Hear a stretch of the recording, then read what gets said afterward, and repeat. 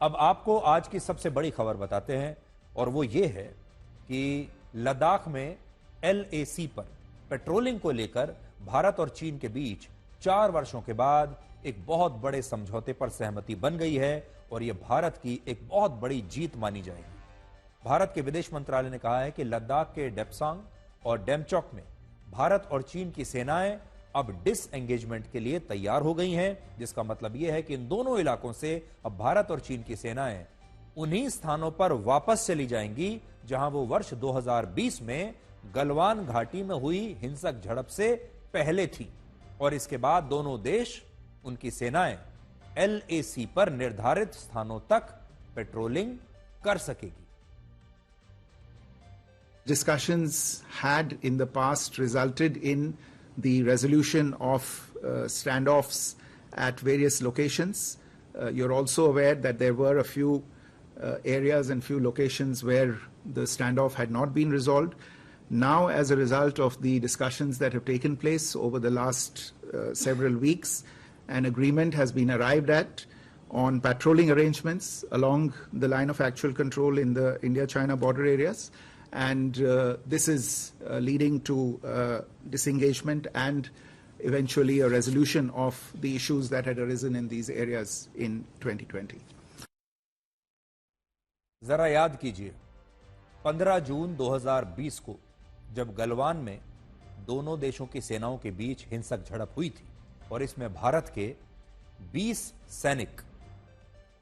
शहीद हो गए थे, 20 जवान हमारे शहीद हो गए थे। तब से भारत की सेना LAC पर सिर्फ कुछ इलाकों में उन स्थानों तक पेट्रोलिंग नहीं कर पा रही थी जहां तक इस घटना से पहले किया करती थी। यानी भारत की सेना को थोड़ा विड्रॉ करना पड़ा था। इन इलाकों में वो पेट्रोलिंग नहीं कर पा रही थी, जबकि गलवान हिंसा से पहले कर सकती थी। गलवान हिंसा के बाद भारतीय सेना ने कई स्पेशल ऑपरेशंस चलाए और इन ऑपरेशंस के बाद चीन इतना दबाव में आया कि उसने लद्दाख में LAC पर कई इलाकों में डिसएंगेजमेंट की प्रक्रिया शुरू कर दी थी। अपनी सेना को उसने बहुत सारे इलाकों से वापस बुलाना शुरू कर दिया था और यह जो डिसएंगेजमेंट हुआ यह अलग अलग फेजेस में हुआ और दोनों देशों की सेनाओं को वापस अपने मूल स्थान पर लौटना पड़ा था और यह प्रक्रिया अगस्त और सितंबर 2022 में असल में पूरी हो गई थी। लेकिन गलवान घाटी के पास देप्सांग और डेमचौक के इलाके में डिसएंगेजमेंट को लेकर दोनों देशों के बीच सहमति बन ही नहीं रही थी और चीन का प्रयास यह था कि वो अपनी सेना को वापस नहीं बुलाना चाहता था, जबकि भारत की मांग यह थी कि वो तभी समझौते के लिए तैयार होगा जब चीन की सेना वहां से पीछे हटेगी। चीन की शुरू से मंशा यह थी कि एक बार जहां पहुंच गए यहां से पीछे नहीं हटेंगे,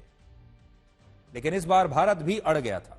और इसके लिए भारत और चीन के बीच कई स्तर की, कई दौर की बातचीत हुई, जिसमें बटालियन कमांडर्स और ब्रिगेड कमांडर्स से लेकर डिवीजन कमांडर्स के बीच कई दौर की वार्ता हुई, बातचीत हुई।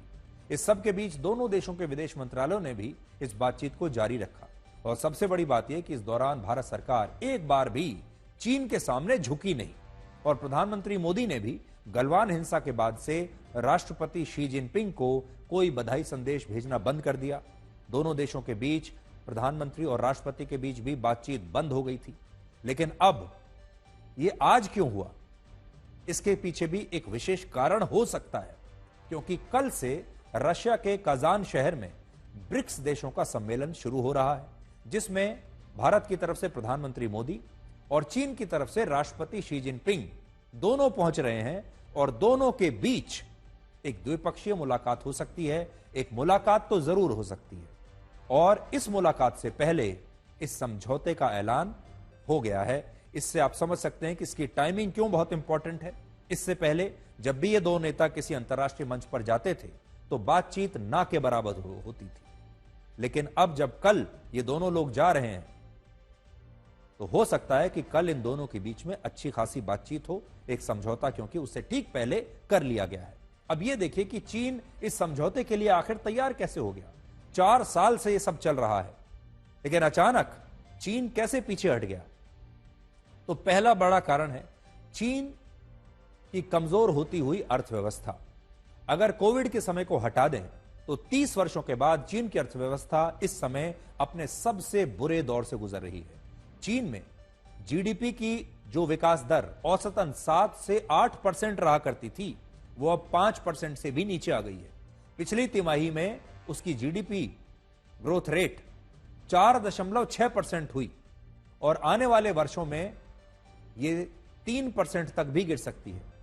जिसका मतलब यह है कि चीन की अर्थव्यवस्था सिकुड़ रही है और वहां बेरोजगारी बढ़ने से लोगों में असंतोष फैल रहा है, जिसकी वजह से चीन भारत से अपने मतभेदों को अब और नहीं बढ़ाना चाहता, क्योंकि वो अपने सीमाओं के अंदर ही बहुत संघर्ष कर रहा है। आज अगर भारत ने चीन के साथ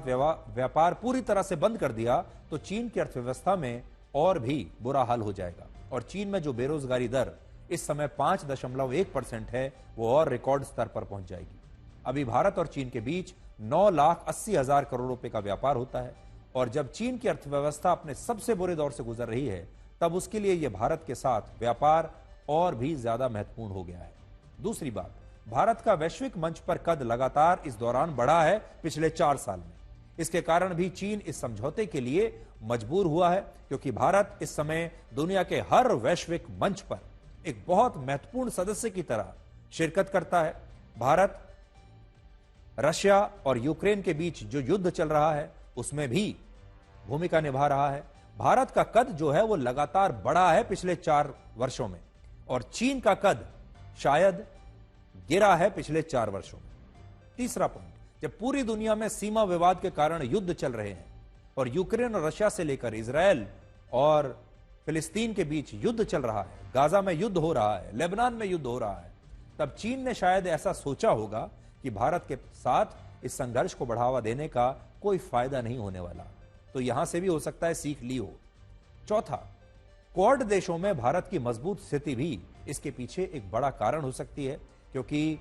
चीन के साथ जो भारत का संघर्ष चल रहा है उसकी वजह से भारत अमेरिका के करीब आ रहा है। भारत और अमेरिका का कॉमन जो दुश्मन है वो है चीन और इस कारण अगर भारत अमेरिका की टीम की तरफ ज्यादा चला गया तो इससे चीन का नुकसान ही नुकसान है। और 5वां बड़ा पॉइंट यह है कि प्रधानमंत्री मोदी ने चीन की सेना को पीछे धकेलकर यह बता दिया है कि भारत अब बदल चुका है और भारत अपने हक के लिए लड़ना जानता है और भारत झुकता नहीं है। इसलिए दोनों देशों का जो नेतृत्व होता है वो बड़ा अहम हो जाता है ऐसे में, और प्रधानमंत्री मोदी की जो लीडरशिप है आज उसकी हमें जरूर तारीफ करनी चाहिए, क्योंकि पिछले 4 वर्षों में उन्होंने एक बार भी समझौता नहीं किया, एक बार भी कॉम्प्रोमाइज नहीं किया और आखिरकार चीन को इन 4 सालों में थका दिया और मजबूर कर दिया कि चीन अब समझौते के लिए तैयार हो जाए।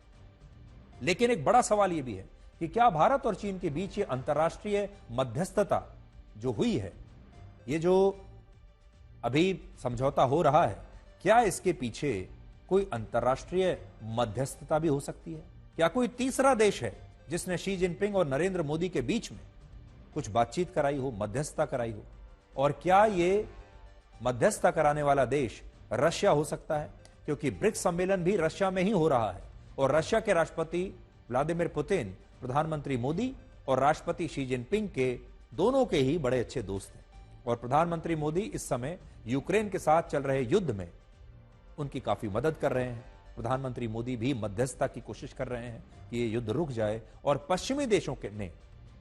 जहां पुतिन का पूरी तरीके से बहिष्कार किया हुआ है, पश्चिमी देश जब आपस में बैठते हैं वहां पर प्रधानमंत्री मोदी हमेशा रशिया की पैरवी करते हैं, हमेशा कोशिश करते हैं कि यह युद्ध रुक जाए। इसलिए रशिया जो है हो सकता है उसने इसके बदले में भारत और चीन के बीच कोई मध्यस्थता की हो, लेकिन ये सब अंदाजे हैं, क्या हुआ है ये अभी आने वाले समय में पता चलेगा।